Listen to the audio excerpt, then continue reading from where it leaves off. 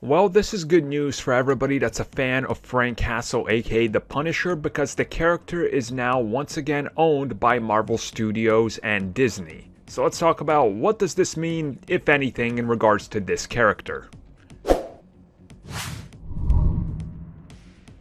I think it's pretty safe to say that the Punisher is a polarizing character, specifically for people that don't know who the Punisher is but decide to wear the skull anyway, which completely defeats the purpose of why they're wearing it because he's against what they support.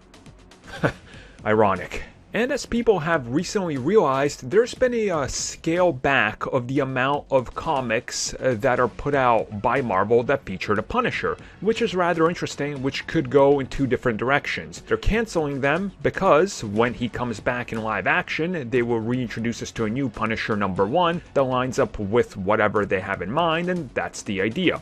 Which could work because, as of now, the 2 years have gone up since Netflix canceled The Punisher, which means that he's once again back in the hands of his rightful owners, Marvel Comics, Marvel Studios, and Disney. And whatever the future for the character holds, I think it's something that they have to assess. And I mean that in a good way because the Punisher is, for lack of a better term, kind of bland in one note. Again, I say this as Punisher is in my top 10 of all time. I love the character, but what you see with the Punisher is what you get. When you try to tell bigger stories that involve Frank, it usually focuses around the characters around him, which we saw in the Netflix series, specifically in the second season, which is why a lot of people didn't like the Netflix interpretation because they grew up with nostalgic Thomas Jane, where he was a cop, which again didn't make sense because that's anti-Punisher. And then of course there was the other two versions of live-action Punisher. One was Dolph Lundgren, which that was unique as hell, and the other one was another unique as hell Grindhouse film starring Ray Stevenson, so nothing really till Netflix really hit the mark on the character.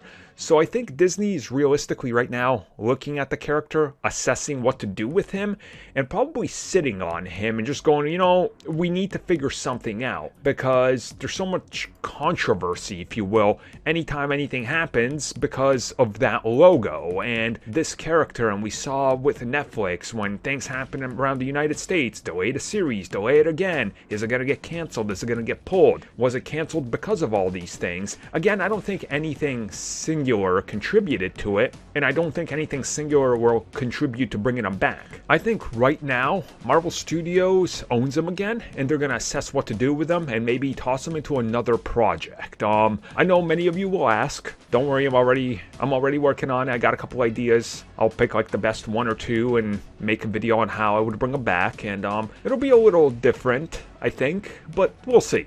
We'll see. So what's your guys' feelings on Frank Castle the Punisher? And do you think he has a future in Marvel Studios live action?